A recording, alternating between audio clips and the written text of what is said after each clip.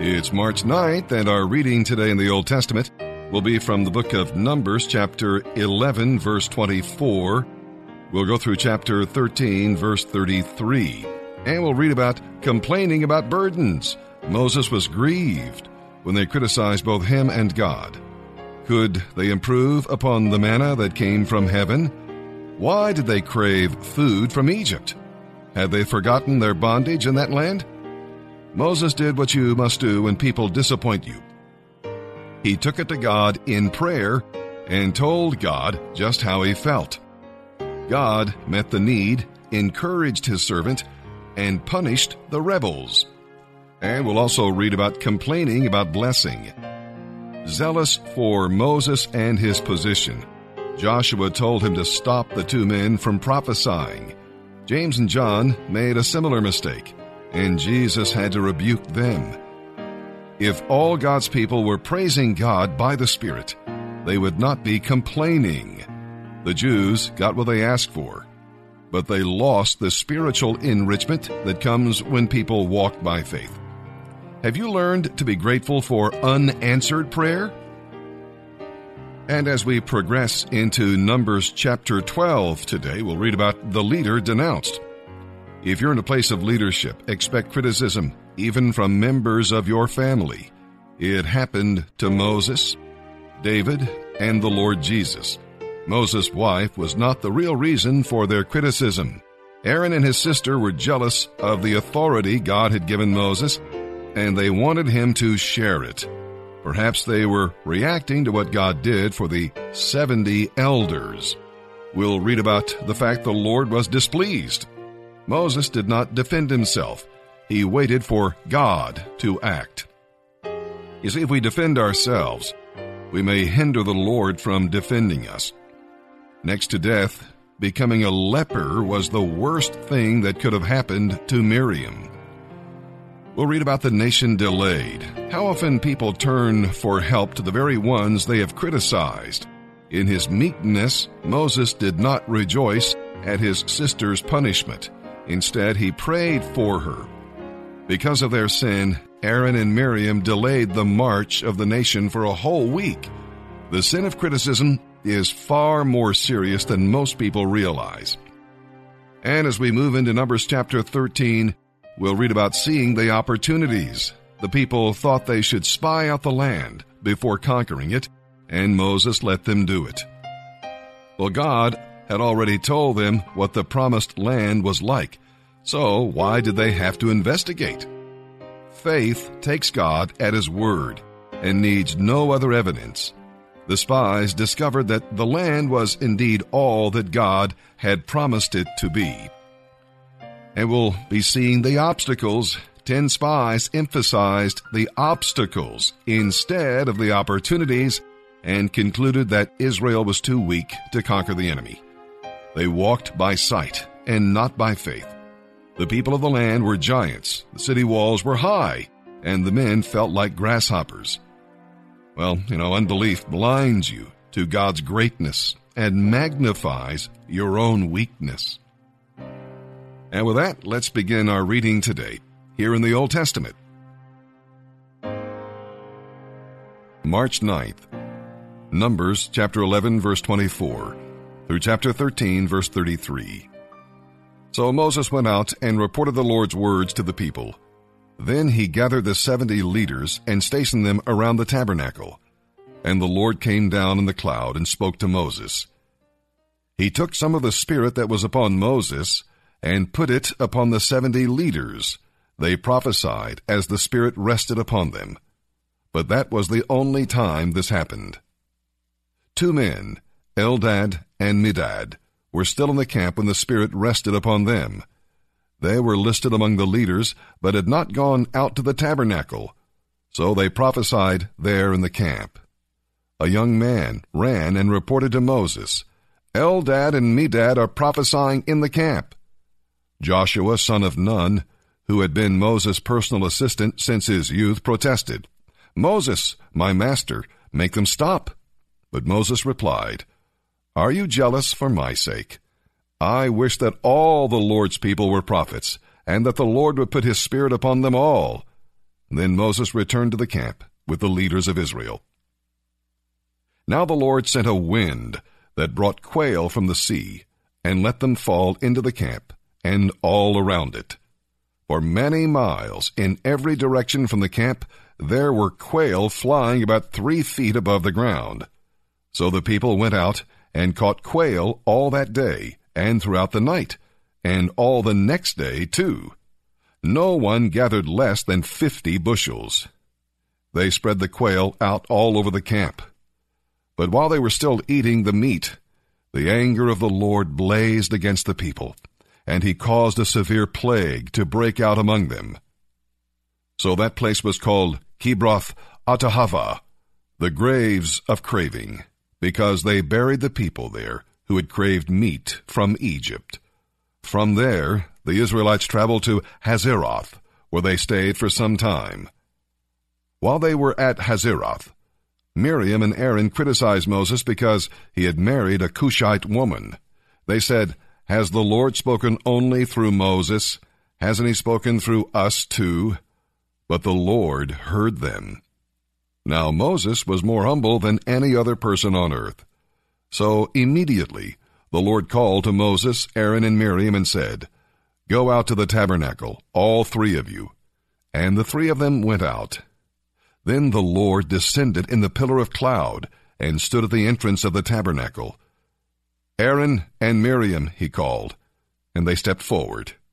And the Lord said to them, "Now listen to me. Even with prophets, I, the Lord, communicate by visions and dreams, but that is not how I communicate with my servant Moses. He is entrusted with my entire house. I speak to him face to face, directly, and not in riddles. He sees the Lord as he is. Should you not be afraid to criticize him?"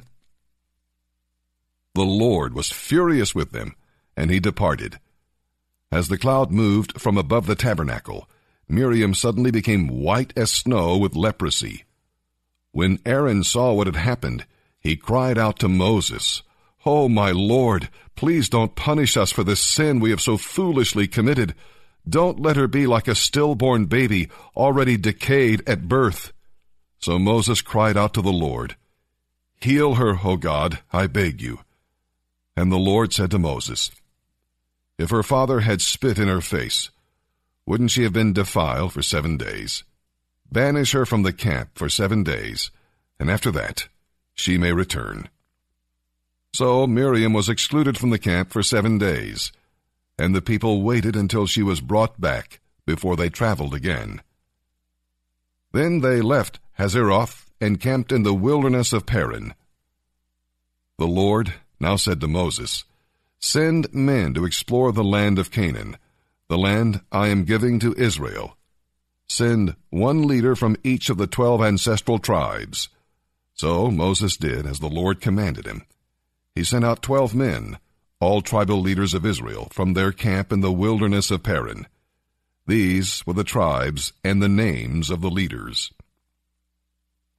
From the tribe of Reuben, Shammua, son of Zachar. From the tribe of Simeon, Shaphat, son of Hori.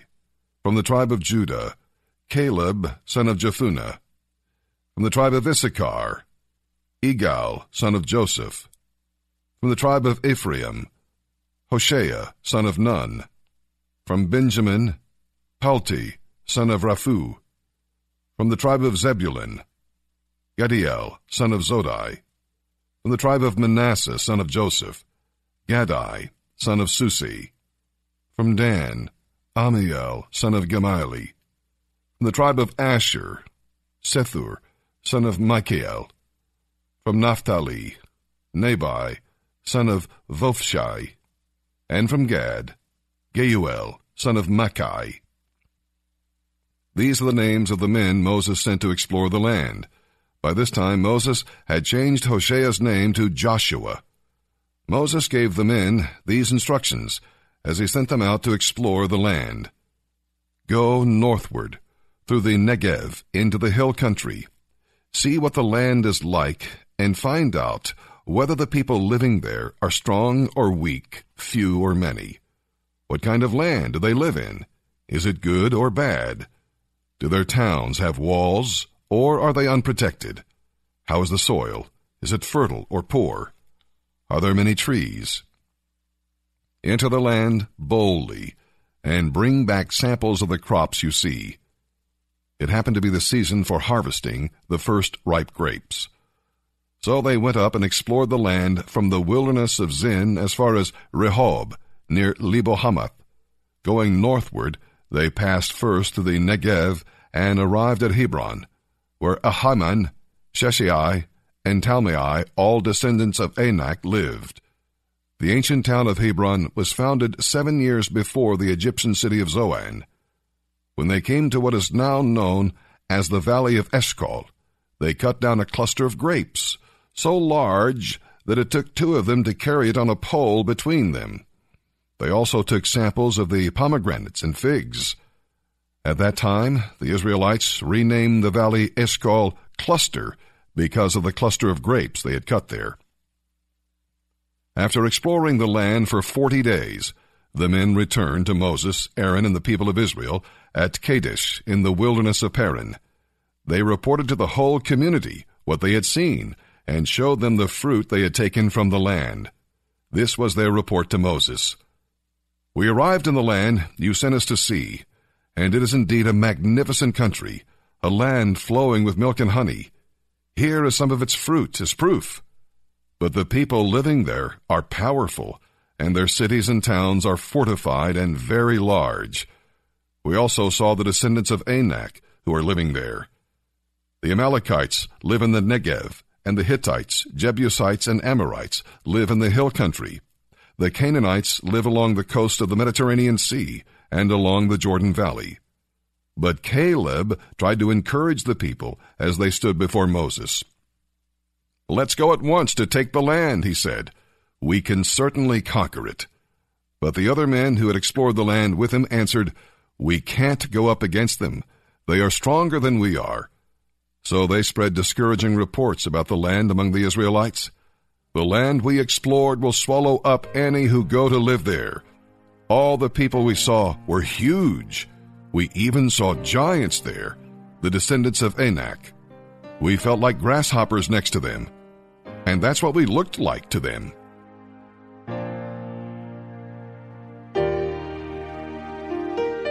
March 9th. And now, as we turn our attention to the reading of the New Testament, our narrative today will come from the book of Mark, chapter 14, verses 22 through 52. This chapter is all about preparation. We have already read about the preparation for betrayal. We've read about preparation for burial and preparation for fellowship. Today, we'll read about preparation for danger and preparation for death. First, with regard to danger, the good fellowship in the upper room made the 12 forget the danger outside. So Jesus gave them a warning. Peter was not the only one who boasted and felt self-confident. And they all said likewise, it says here in verse 31. So heed his warnings. He knows what's coming. And then in regard to our preparation for death, Jesus' prayers reveal the conflict in his holy soul as he faced bearing the sins of the world on the cross. You see, when you have a Gethsemane experience, pray what he prayed. And that was, "Not what I will, but what you will." Peter had a sword, but Jesus took a cup. You need not fear the cup the Father has prepared for you. Jesus could submit to the abuse of men because he had already submitted to the will of God. And with that, let's begin our reading today, here in the New Testament. The book of Mark, chapter 14, verses 22 through 52. As they, the disciples, were eating, Jesus took a loaf of bread and asked God's blessing on it. Then he broke it in pieces and gave it to the disciples, saying, "Take it, for this is my body." And he took a cup of wine and gave thanks to God for it. He gave it to them, and they all drank from it. And he said to them, "This is my blood, poured out for many, sealing the covenant between God and his people. I solemnly declare that I will not drink wine again until that day when I drink it new in the kingdom of God." Then they sang a hymn and went on to the Mount of Olives. "All of you will desert me," Jesus told them, "for the scriptures say, God will strike the shepherd, and the sheep will be scattered. But after I am raised from the dead, I will go ahead of you to Galilee and meet you there." Peter said to him, "Even if everyone else deserts you, I never will." "Peter," Jesus replied, "the truth is, this very night, before the rooster crows twice, you will deny me 3 times. "No," Peter insisted, "not even if I have to die with you, I will never deny you." And all the others vowed the same. And they came to an olive grove called Gethsemane, and Jesus said, "Sit here while I go and pray." He took Peter, James, and John with him, and he began to be filled with horror and deep distress. He told them, "My soul is crushed with grief to the point of death. Stay here and watch with me." He went on a little farther and fell face down on the ground. He prayed that if it were possible, the awful hour awaiting him might pass him by. "Abba, Father," he said, "everything is possible for you. Please take this cup of suffering away from me. Yet I want your will, not mine." Then he returned and found the disciples asleep. "Simon," he said to Peter, "are you asleep? Couldn't you stay awake and watch with me even 1 hour? Keep alert and pray. Otherwise, temptation will overpower you. For though the spirit is willing enough, the body is weak." Then Jesus left them again and prayed, repeating his pleadings. Again he returned to them and found them sleeping, for they just couldn't keep their eyes open, and they didn't know what to say. When he returned to them the 3rd time, he said, "Still sleeping? Still resting? Enough! The time has come. I, the Son of Man, am betrayed into the hands of sinners. Up, let's be going. See, my betrayer is here." And immediately as he said this, Judas, one of the 12 disciples, arrived with a mob that was armed with swords and clubs. They had been sent out by the leading priests, the teachers of religious law, and the other leaders. Judas had given them a prearranged signal. "You will know which one to arrest when I go over and give him the kiss of greeting. Then you can take him away under guard." As soon as they arrived, Judas walked up to Jesus. "Teacher," he exclaimed, and gave him the kiss. And then the others grabbed Jesus and arrested him. But someone pulled out a sword and slashed off an ear of the high priest's servant. Jesus asked them, "Am I some dangerous criminal that you come armed with swords and clubs to arrest me? Why didn't you arrest me in the temple? I was there teaching every day. But these things are happening to fulfill what the scriptures say about me." Meanwhile, all his disciples deserted him and ran away. There was a young man following along behind, clothed only in a linen nightshirt. When the mob tried to grab him, they tore off his clothes, but he escaped and ran away naked. Psalm 52, verses 1 through 9. Doeg was an evil man who curried favor with King Saul by spying on David. When David learned what Doeg had done, he turned to God for help. For God is the only one who can justly deal with our enemies. You know, the tongue can be a force for good or evil.